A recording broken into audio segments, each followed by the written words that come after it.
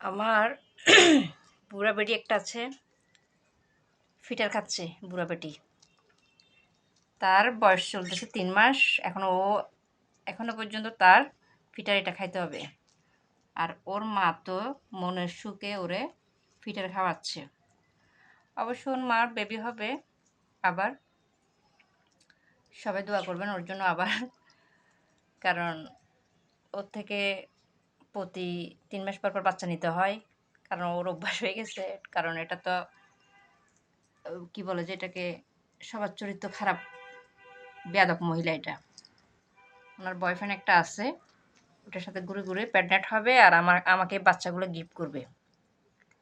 আর এটা তো আছে বুড়া বেটি। বুড়া বেটি এতদিন খাই নাই দুধ, 3 মাস, প্রায় 1.5 মাস হচ্ছে দুধ ছেড়ে দিছে। এখন আবার শুরু করছে, কি আওয়াজ করে খাচ্ছে। এই বুড়ো মহিলাও কিছু করে না, বলে না।